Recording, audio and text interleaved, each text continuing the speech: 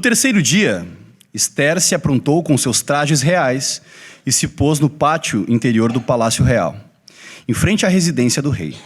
O rei estava sentado no seu trono real, voltado para a porta da residência. Quando o rei viu a rainha Esther parada no pátio, ela alcançou favor diante dele, e o rei estendeu-lhe o cetro de ouro que tinha na mão. Esther se aproximou e tocou na ponta do cetro. Então o rei perguntou: "O que é que você tem, rainha Esther? Qual é o seu pedido? Até a metade do reino lhe será dado." Esther respondeu: "Se for do seu agrado, venha hoje com Amã ao banquete que prepararei para o rei." Então o rei disse: "Peçam a Amã que venha depressa, para que possamos atender ao pedido de Esther." Assim o rei e Amã foram ao banquete que Esther havia preparado. Enquanto bebiam vinho, o rei disse a Esther: "Qual é o seu pedido? Peça e lhe será dado. O que você quer? Será dado mesmo que seja metade do reino." Esther respondeu: "Meu pedido e o meu desejo são o seguinte: se achei favor diante do rei, e se for do agrado do rei conceder o meu pedido e cumprir o meu desejo, então que o rei venha com Amã ao banquete que vou preparar para eles amanhã. Então farei o pedido que o rei me concede." Naquele dia, Amã saiu alegre e animado, mas ficou furioso ao encontrar Mordecai junto à porta do rei e ver que ele não se levantava nem tremia diante dele. Porém, Amã se conteve e foi para casa. Depois mandou vir os seus amigos e Zeres, sua esposa. Amã falou sobre a glória das suas riquezas, a multidão de seus filhos e tudo em que o rei o tinha engrandecido e como o tinha exaltado sobre os oficiais e servos do rei.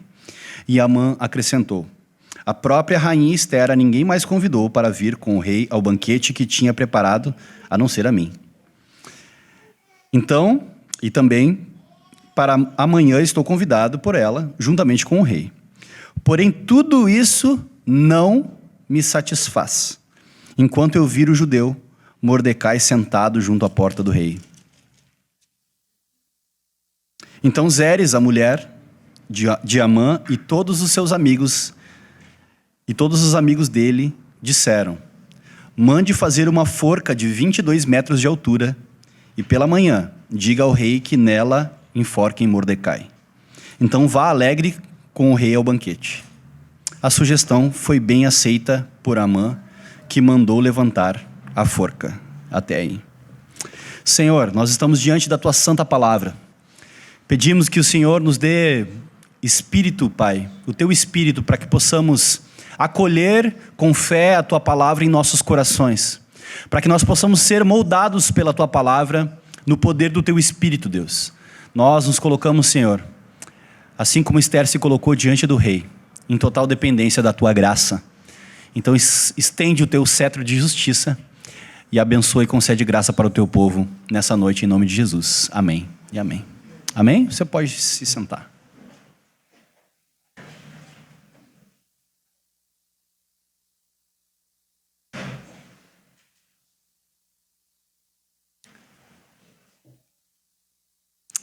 Chegamos na metade do livro. E para quem achou que ia se resolver no capítulo 5, não se resolveu ainda, né? Parece que o autor está fazendo suspense de como é que vai ser o desfecho dessa história. Já falei aqui algumas vezes que Deus é um excelente dramaturgo, né?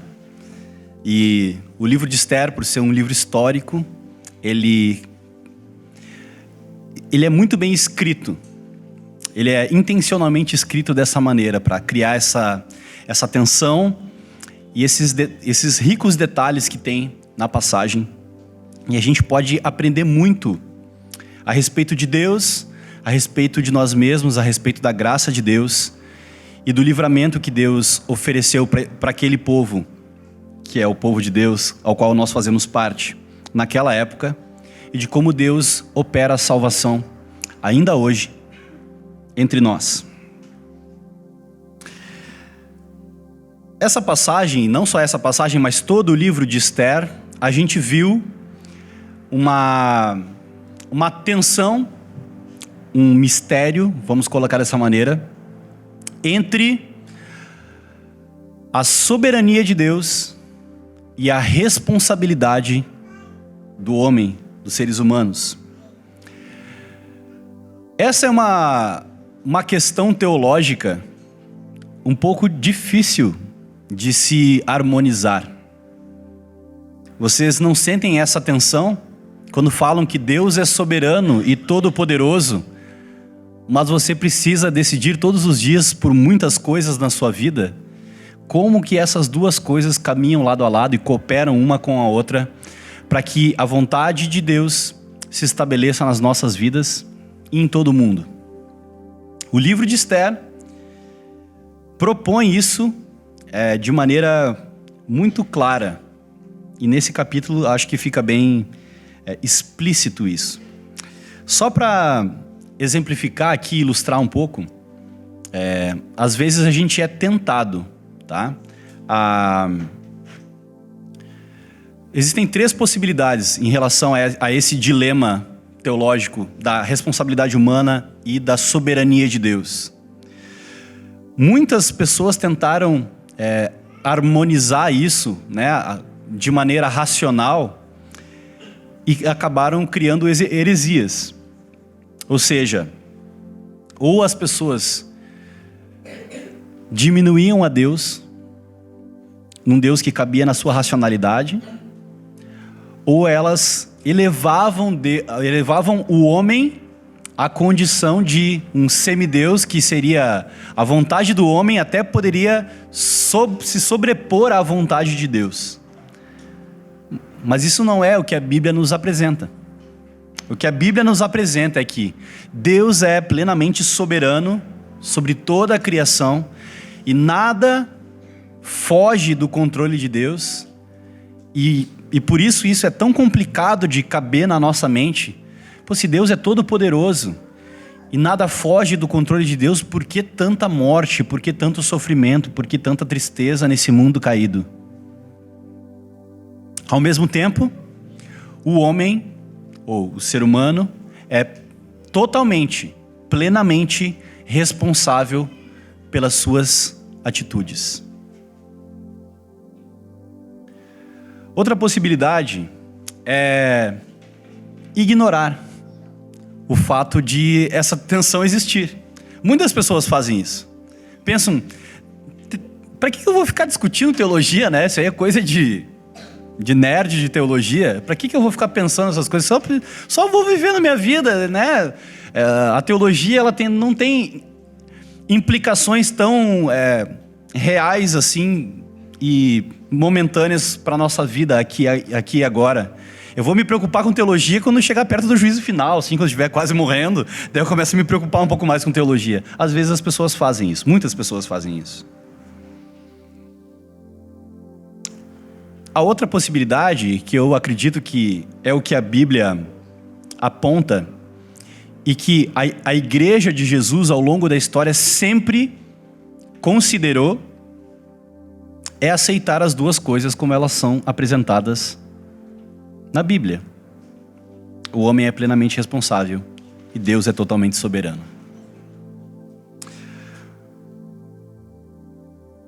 Olha, eu vou fazer uma recapitulação rapidinho. Nem todo mundo estava em todas as pregações da série aqui, então vou fazer uma recapitulação rapidinho aqui. O povo de Deus estava em exílio, mas Deus tinha dado uma ordem através do rei Ciro da Pérsia, que os judeus poderiam voltar para sua terra natal, que era, né, onde era Canaã, onde foi a terra prometida, e voltar para Jerusalém. Muitos voltaram para lá. E o livro de Esdras e Neemias conta essa história da reconstrução dos muros de Jerusalém, conta a história da reconstrução do templo também. Mas teve um pessoal que tinha conseguido um bom emprego, já tinha comprado um terreirinho lá na cidadela de Suzã, no reino da Pérsia, e não quis voltar. E ficou por lá. E se acostumou com a vida na Pérsia. Então, Esther e a sua família ficaram na Pérsia. Lembram da tensão entre soberania de Deus e responsabilidade humana? Eles fizeram uma opção. E Deus usa essa escolha de Esther, da sua família, de Mordecai, em prol do seu plano redentivo para o seu povo. Então, Ester e Mordecai estão na Pérsia. A rainha Vasti se revolta contra o rei, né? Não gosta da atitude do rei. E ela é tirada então do reino e abre um concurso para a nova rainha do reino da Pérsia. E depois de um teste do sofá, né? Não foi concurso de beleza, a gente viu isso no capítulo 2. Xerxes dormiu com mais de 127 mulheres para escolher a rainha. E aprove a Deus, mesmo com esse método estranho e promíscuo de Xerxes, ele escolher Ester por causa da soberania de Deus. Deus conduziu esse processo. Então Ester estava vivendo, bela e bem cuidada, no palácio de Xerxes, e estava tudo bem até então. Estava tudo bem, não tinha acontecido nada de grave. Inclusive, Ester e Mordecai escondiam a sua identidade como povo de Deus. Ninguém sabia que Ester e Mordecai eram judeus. Inclusive, Mordecai diz para Ester não contar para ninguém que ela era judia. Alguns anos se passam, Xerxes é derrotado na sua empreitada em direção à Grécia. Inclusive, é isso que relata lá o filme 300, né? Então, depois que o Rodrigo Santoro bate de frente com o Leônidas lá, né? Os 300 morrem, mas o Xerxes não consegue ganhar a batalha contra a Grécia.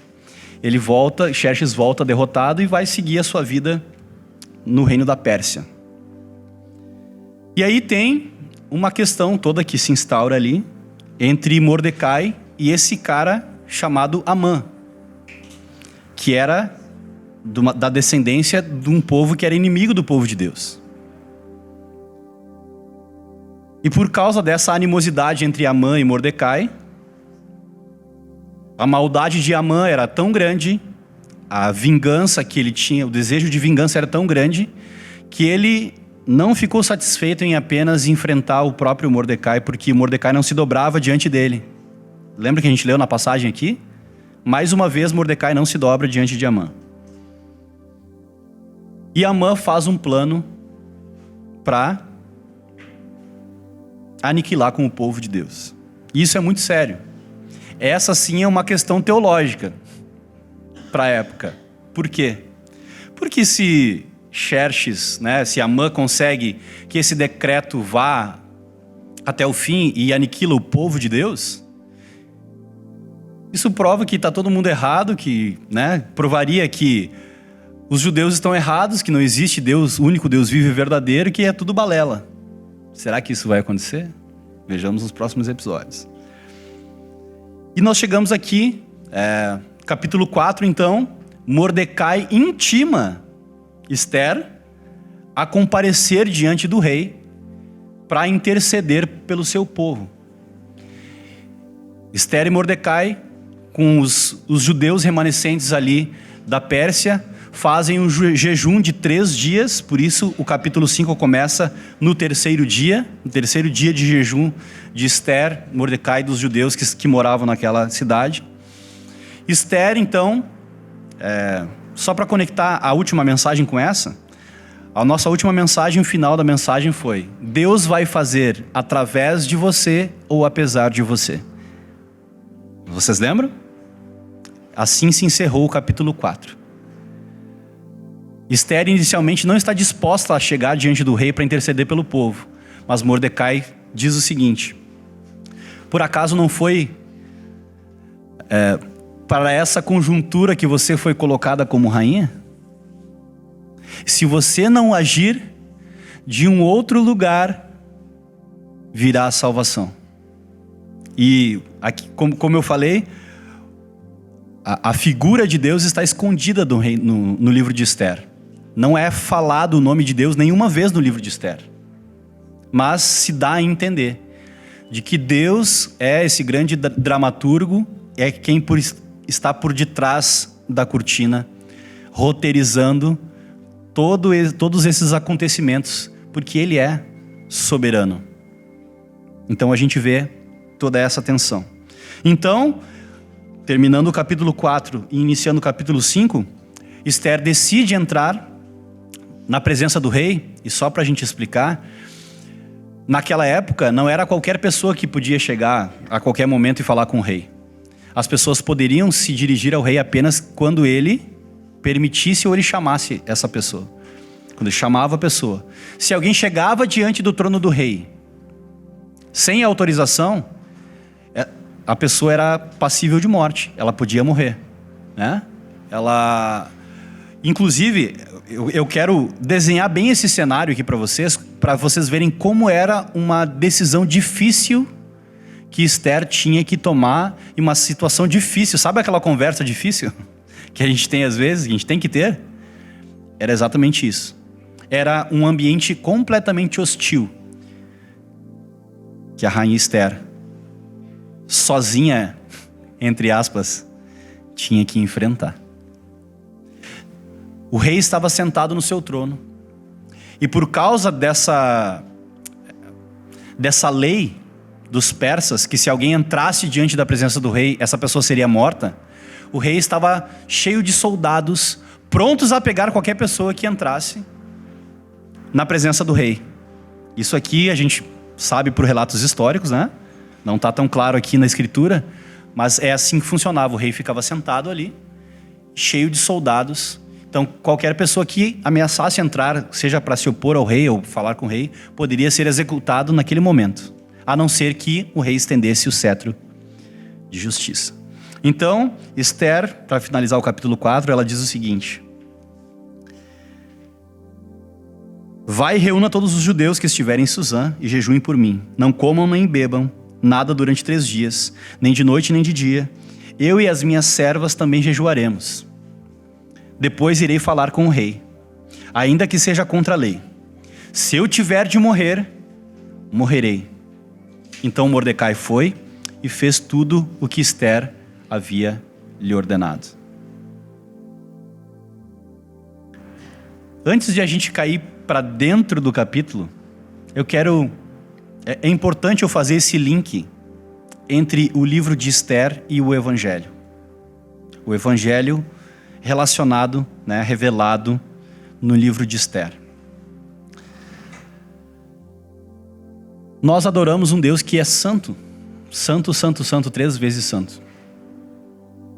E nós não poderíamos chegar diante da presença de Deus livremente sem ser consumidos por causa do nosso pecado.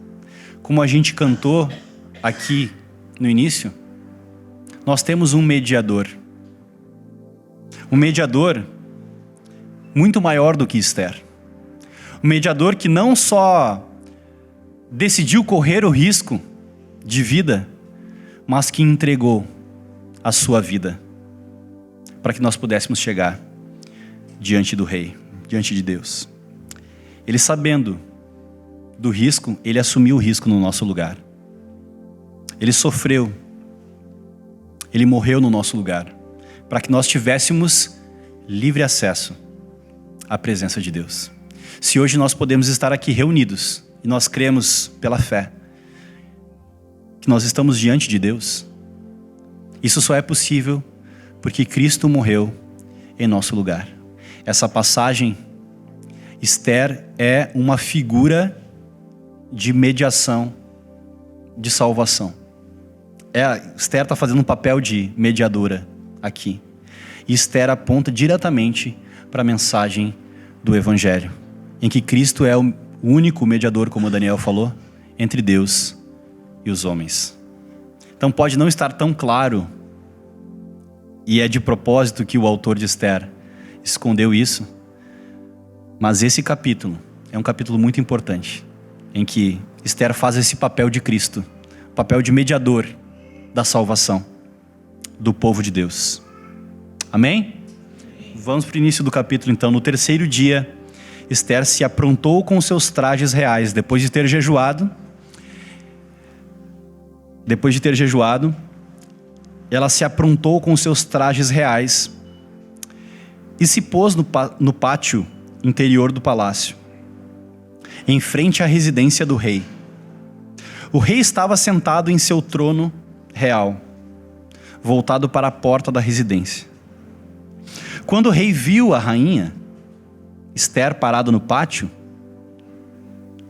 ela alcançou favor diante dele. A minha pergunta aqui é: a gente pode atribuir aqui duas outras possíveis interpretações diferentes do que a Bíblia realmente aponta, tá? A gente pode chamar isso aqui de coincidência, né? Por causa do alinhamento dos planetas, né? Naquele momento, né? A lua de Ester estava em Marte e aí deu tudo certo e ela alcançou favor diante do rei Xerxes. É uma possibilidade, as pessoas acreditam nisso, não é? É uma possibilidade, é uma possível interpretação aqui. A outra, uma interpretação assim, menos mística e mais cética, pode ser sorte mesmo. Pode ser que o rei Xerxes, a rainha Ester ainda é a queridinha de Xerxes como era. Afinal, os brutos também amam, né? E Ester achou favor diante de Xerxes e então tudo deu certo. Mas nós cristãos, nós cremos que Xerxes só estendeu a graça a Ester porque por detrás da história existe um Deus gracioso conduzindo toda essa novela. Lá em Provérbios, no capítulo 21, e eu queria abrir para ler com vocês.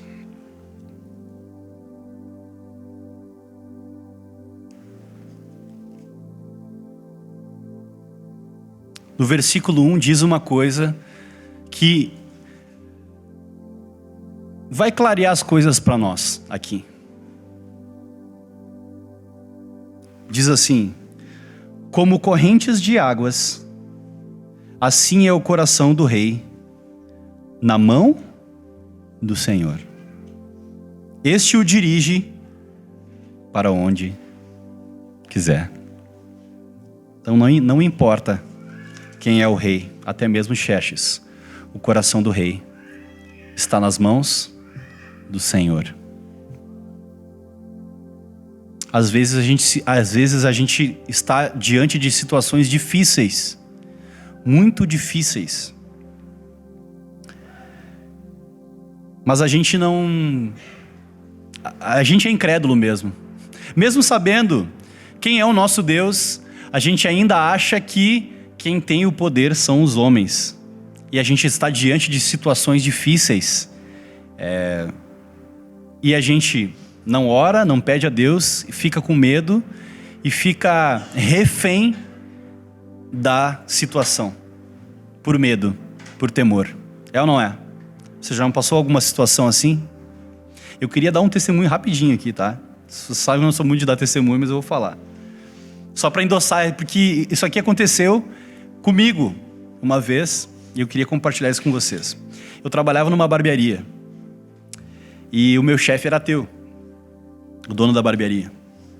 E aí eu fui chamado para participar de um projeto que sempre foi o meu sonho, aprender sobre plantação de igreja.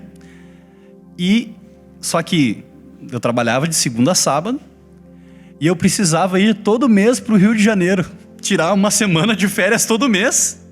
Uma situação improvável, quase humanamente impossível.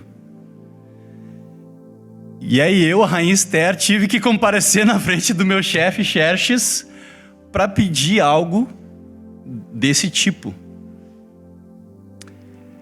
Mas eu sabia que essa oportunidade não era sorte, não era fruto do acaso, era Deus abrindo uma porta para mim, naquela época.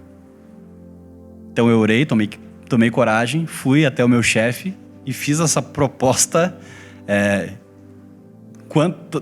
muito, sei lá, é impensável, né? Imagina tu chegar pro teu chefe e pedir assim: não, eu vou ter que viajar todo mês agora e ficar tipo assim uns 4, 5 dias fora, depois eu pago umas horas extras aí, é isso aí que tem, se quiser, quer, senão eu tô indo embora.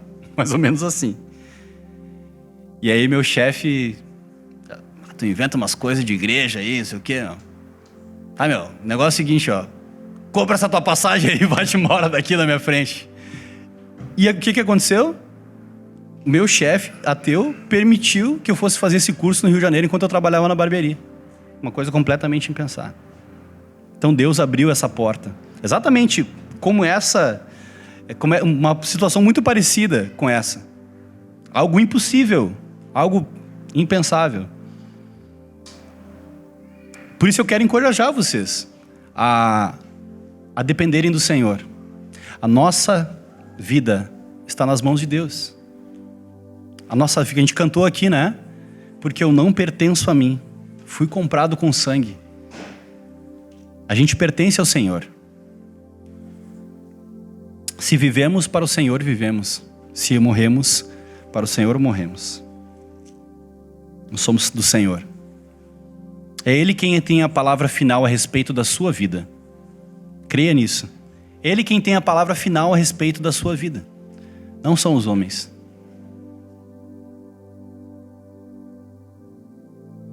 Mas eu achei interessante aqui algo que a gente precisa pensar. Talvez esse exemplo que eu dei aqui soou um pouco pentecostal e ousado. Sabe? Tipo assim, eu fiz 3 dias de jejum, agora eu vou enfrentar o Xerxes cara a cara. Não é bem, calma, vamos devagar. Esther teve muita sabedoria e prudência, exatamente como o nosso Senhor Jesus orientou no Evangelho, que nós seríamos entregues como ovelhas, não é? Mas que nós deveríamos ser simples como as pombas e prudentes como as serpentes.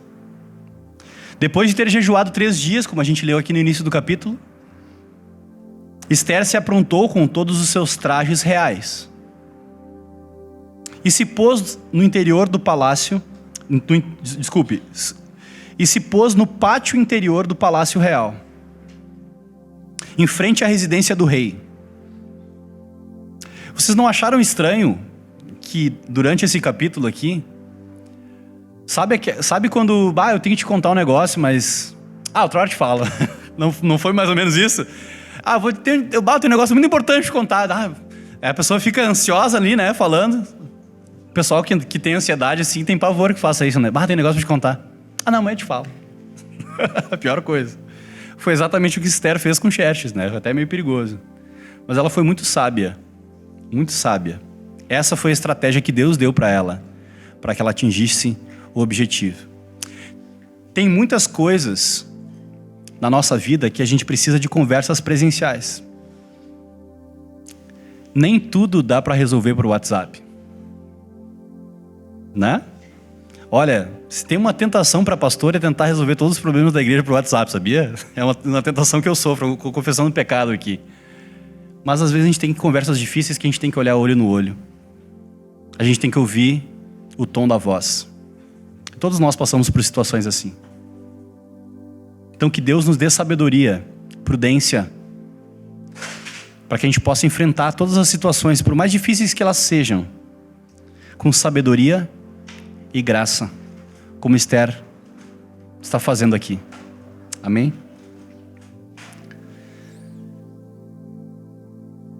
Então Esther achou graça diante do rei. Esther achou favor, é a palavra. Favor diante do rei. O rei estendeu o cetro de ouro que tinha na mão. Esther se aproximou e tocou o cetro. Esse era o sinal de que ela não morreria. Ela alcançou o objetivo. Ela não precisa mais morrer por causa do povo, em prol do povo. A sentença a respeito de Esther e do povo já estava quase decretada. Em relação a Esther não ter morrido, ela foi salva. Agora vem os próximos episódios. Olha como o coração de Xerxes está nas mãos de Deus. Olha o que ele fala. Eu não sei se vocês notaram ao longo do livro, como a gente vai estar expondo o livro todo, os exageros, as hipérboles aqui, as ironias, e como tem muito banquete, muito vinho, tudo é exagerado, tudo é muito grande. Olha o que Xerxes fala. A Esther achou tanto favor, né, diante de Xerxes, que Xerxes falou assim, ó: o que você tem, rainha Esther? Qual é o seu pedido? Até metade do reino lhe será dado. Metade do reino da Pérsia era metade do mundo, tá? Metade do mundo conhecido. O reino da Pérsia era o maior reino daquela época. Tinha dominado quase todo o mundo conhecido da época. Da Ásia até a África e até quase a Europa. Já estava chegando ali, né, na Grécia. E Xerxes fala, né, até metade do reino, se você quiser. Isso aqui eu achei interessante também. Olha como Esther fala. Mulheres, por favor, vamos aprender com Esther. Bem que as mulheres podiam falar assim, né? Eu fiquei imaginando a minha esposa falando comigo assim, ó: Jader, se for do teu agrado, se quiseres. Ah, Jesus, faz uma obra em nós, Senhor. A gente é muito ruim, né? Se for do teu agrado, que venha com a Amã. Imagina, eu convidando um amigo meu para jantar lá em casa. Assim, se for do teu agrado, convida o Rodrigo para jantar lá em casa na semana que vem.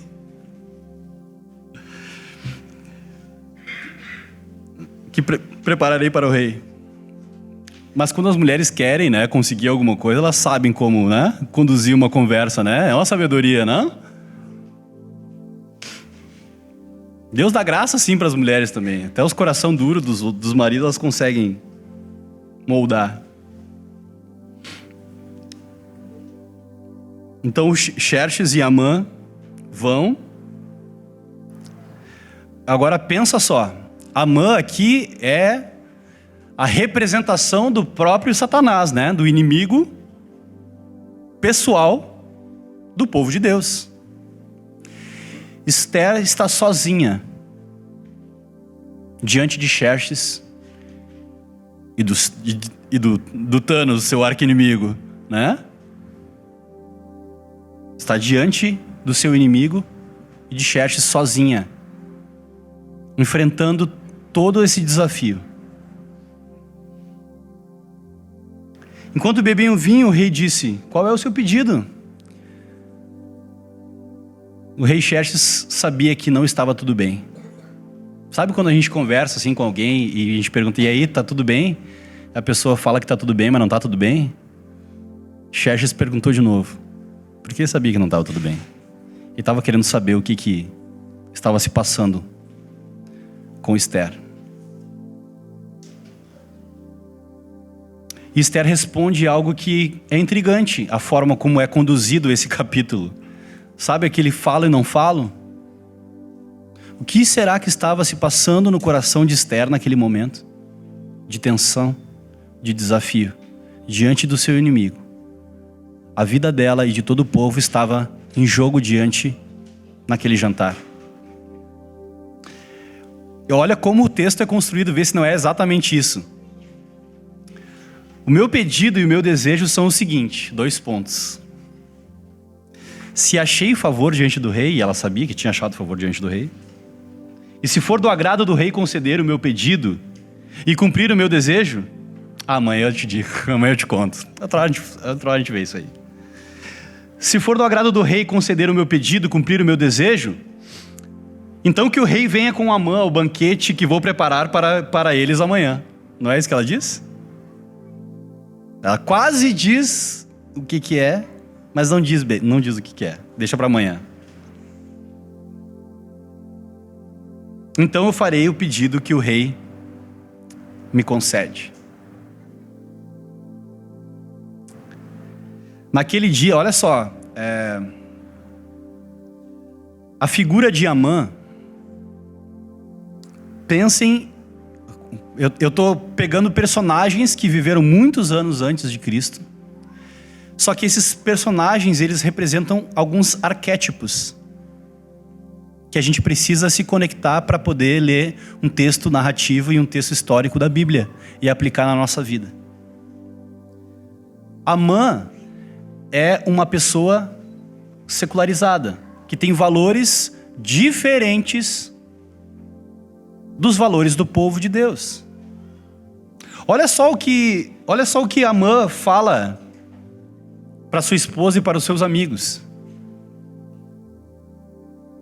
Naquele dia, Amã saiu alegre e animado, mas ficou furioso ao encontrar Mordecai junto à porta do rei e ver que ele não se levantava e nem tremia diante dele.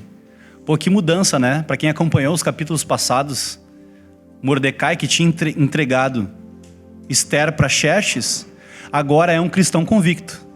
Aquele que diz para Esther não revelar sua identidade como cristã no reino da Pérsia, ele é um cristão convicto, que não só não se dobra para o próprio Satanás, mas que nem treme diante dele. Eu lembro daqui de um relato de Lutero. Lutero, uma vez, ele tinha alguns pesadelos e tal, e ele tinha dificuldade de dormir. E um dia ele viu que o próprio diabo estava no quarto dele. E aí ele falou assim para Satanás: ah, é só tu, então eu vou voltar a dormir. Não é o que Mordecai está fazendo aqui? Nem tremeu. Mas ficou furioso ao encontrar Mordecai junto à porta do rei e ver que ele não se levantava nem tremia diante dele. Porém, Amã se conteve e foi para casa. Depois mandou vir os seus amigos e Zeres, sua esposa. Amã falou sobre a glória das suas riquezas, a multidão de seus filhos, tudo em que o rei tinha engrandecido, o engrandecido, e como tinha exaltado sobre os oficiais e servos do rei. Não é alguém que alcançou sucesso na vida secular e está cantando vantagem? É exatamente esse arquétipo aqui. Alguém que venceu na vida. Alguém que venceu na vida. E aí que está a questão toda. Amã tinha vencido, já tinha quase tudo. Ele era o segundo abaixo de Xerxes, né? O primeiro abaixo de Xerxes. Era o segundo do reino. Ele falou, versículo 12: a própria rainha Esther a ninguém mais convidou para vir com o rei ao banquete que tinha preparado, a não ser a mim. E também para amanhã estou convidado por ela juntamente com o rei. Atentem-se para o versículo 13.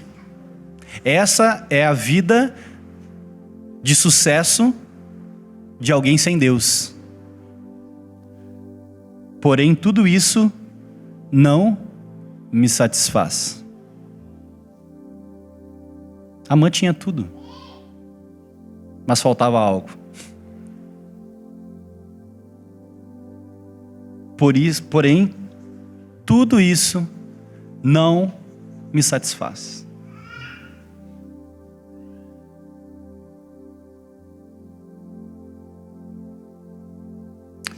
A Bíblia sempre relata esse tipo de arquétipo.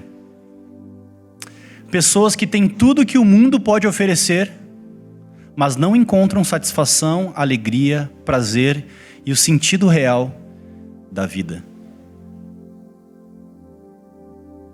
Uma vez eu ouvi uma frase que para mim faz muito sentido.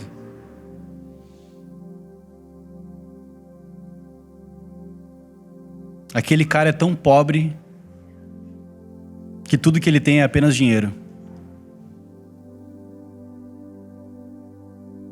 Amã tinha tudo que um homem daquela época podia desejar. Mas ele não tinha o principal, o qual é o propósito final para o homem, que é ter um relacionamento com Deus.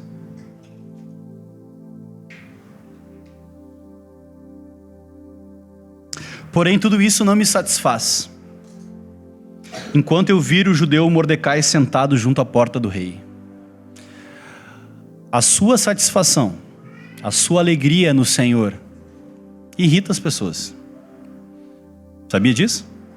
Sabia que o fato de sermos cristãos já causa desconforto na sua faculdade, no seu trabalho, na sua família? Isso causa um desconforto para o mundo. porque prova a nossa vida, a forma como nós vivemos na dependência de Deus, satisfeitos em Deus.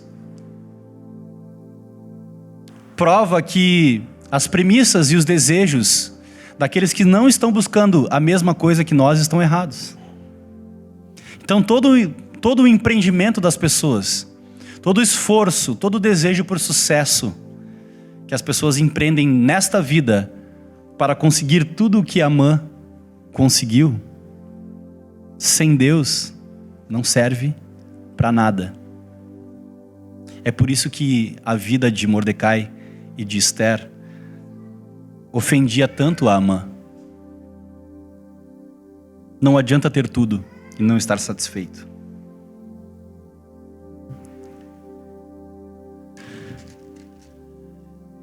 Mais uma vez o exagero. Mais uma vez o exagero aqui, né? Então Zeres, a mulher de Amã, e todos os seus amigos lhe disseram: cuidado com os conselhos, né?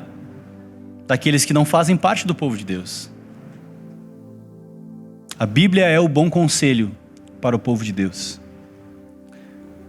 Se cerque de pessoas que amam a palavra de Deus, que têm a palavra de Deus como regra de fé e prática, que estão dispostos a aconselhar você a partir da Escritura. Mas Amã não tinha, né? E olha o conselho: mande fazer uma forca de 22 metros de altura. Cara, 22 metros de altura é bem alto, né? É para todo mundo ver. É essa figura de linguagem, essa hipérbole, né? Para todo mundo ver que o poderoso grandão Amã venceu Mordecai. 22 metros de altura, e pela manhã diga ao rei que nela enforquem Mordecai. Então vá alegre com o rei ao banquete. A sugestão foi bem aceita por Amã, que mandou levantar a forca. A gente achou que tudo ia se resolver aqui no capítulo 5, mas parece novela, né? Sabe, deixou bem amarradinho assim. Agora, o que vai acontecer? E essa forca é para quem? Quem é que vai morrer nessa forca? Como é que vai ser o jantar?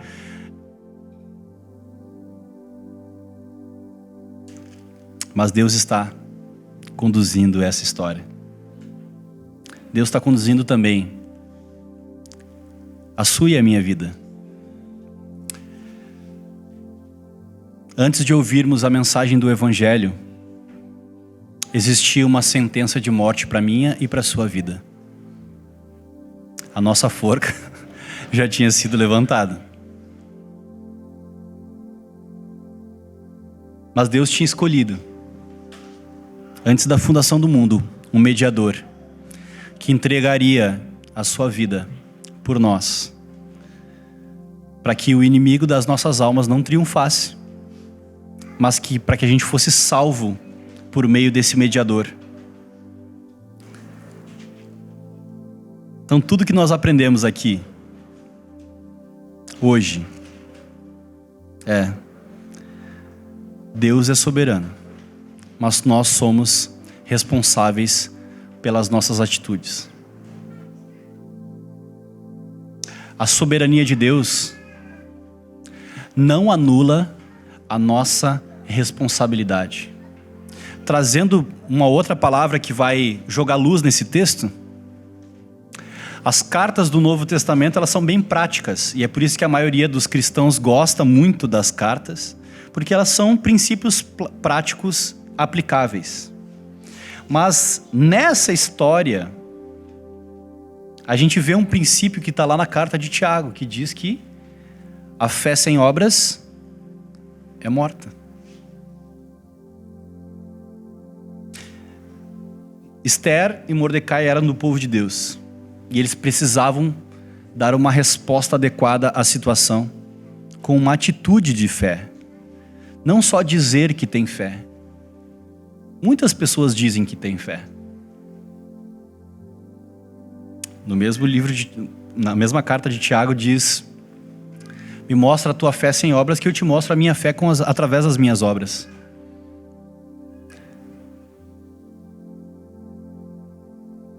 Aquilo que fazemos, a forma como vivemos, diz muito a respeito da nossa fé. diz muito a respeito da nossa fé. As nossas atitudes contam muito. Lá no livro de Mateus, no capítulo 5, versículo 17, diz o seguinte: assim brilhe a vossa luz diante dos homens, para que vejam as vossas boas obras e glorifiquem ao Pai que está no céu, ao vosso Pai que está no céu. Nós somos tentados hoje a vir na igreja, a exercer a nossa espiritualidade, a nossa religiosidade de maneira velada e que não incomode os outros, né? Mas às vezes a vida nos coloca, a vida entre aspas, né? Deus mesmo nos coloca em situações que nós precisamos exercitar nossa fé, tomar uma atitude de fé e fazer aquilo que é correto diante de Deus. Todos nós passaremos por situações como essa. Todos.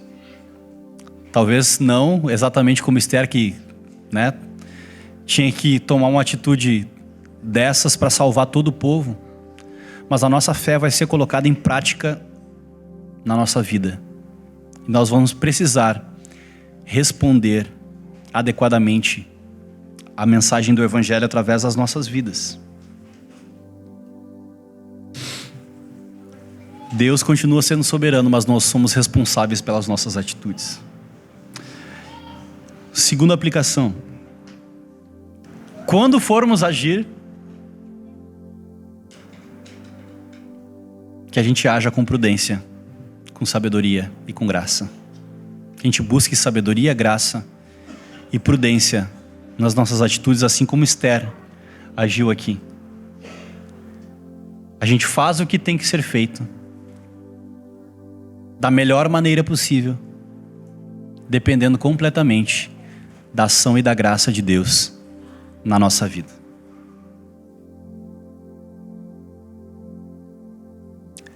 Terceira aplicação: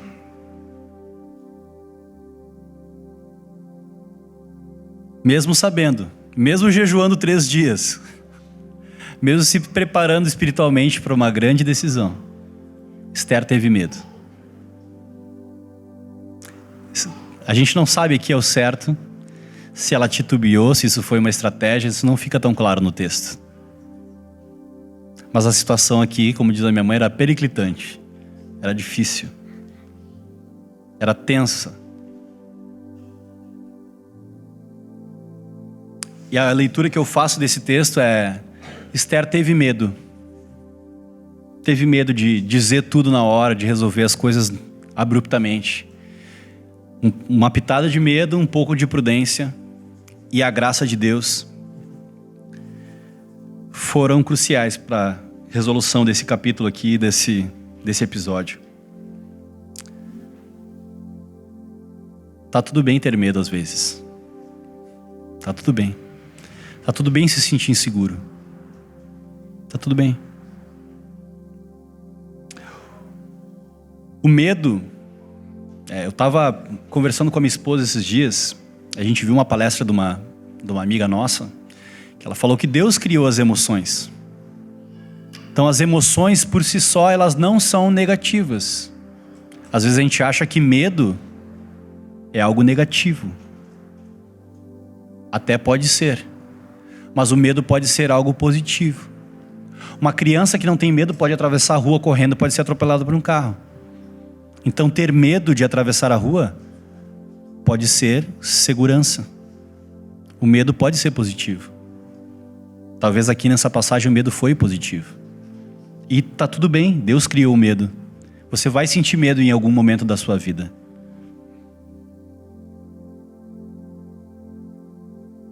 Mas o medo não pode nos paralisar e não pode nos impedir de fazer aquilo que nós devemos fazer.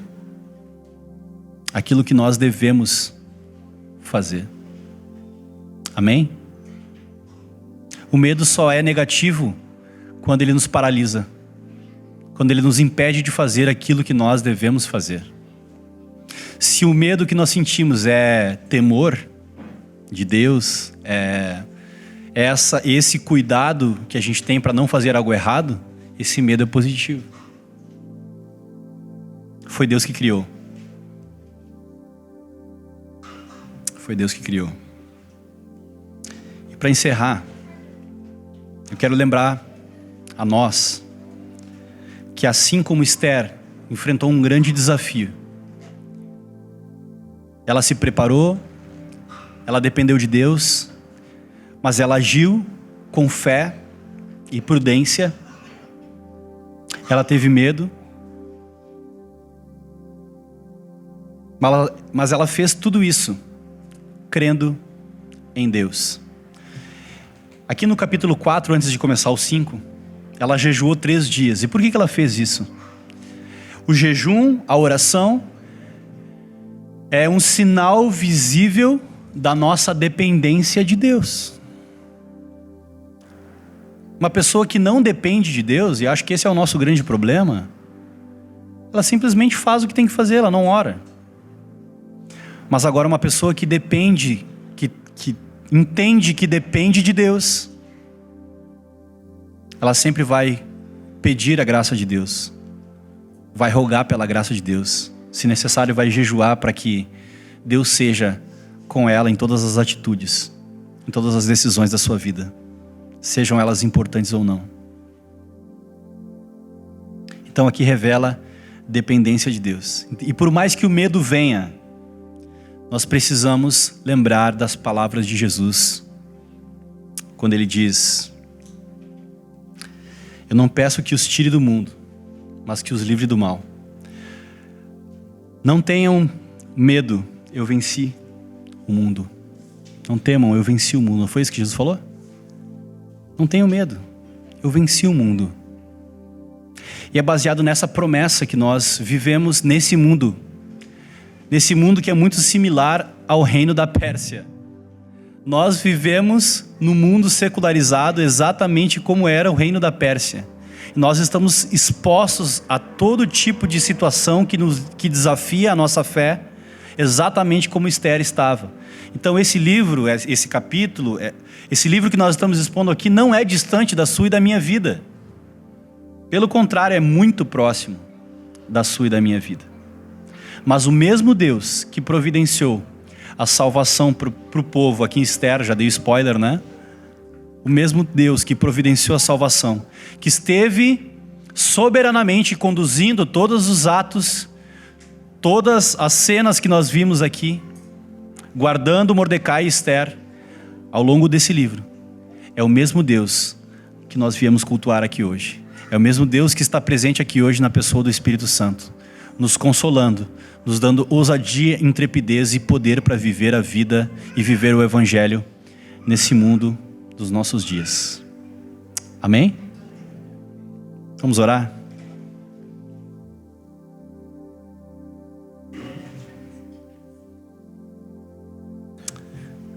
Senhor, obrigado pela Tua palavra, Senhor.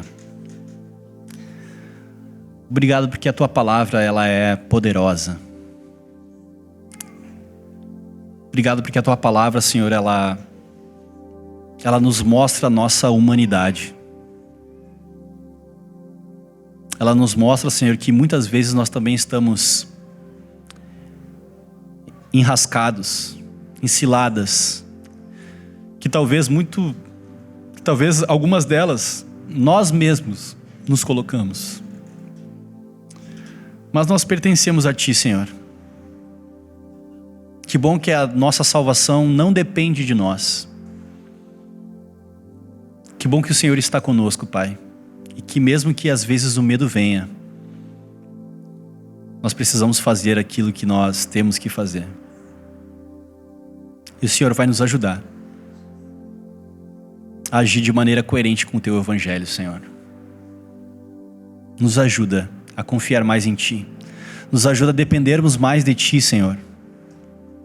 Nos ajuda, Senhor, a nos colocarmos em oração, em dependência, em jejum, para que a Tua mão, Senhor, esteja conosco na nossa vida. Desperta-nos, Senhor, da nossa apatia espiritual, do nosso sono espiritual muitas vezes, Senhor. que não seja necessário um grande desafio e uma situação tão cruel e decisiva como Esther para que a gente possa se posicionar como verdadeiros filhos de Deus nesse mundo. Acalma o nosso coração. Nos enche, Senhor, de ousadia para que a gente possa enfrentar os desafios dessa vida, na vida aqui, na Pérsia e em Porto Alegre, Senhor. Em nome de Jesus nós oramos. Amém e amém.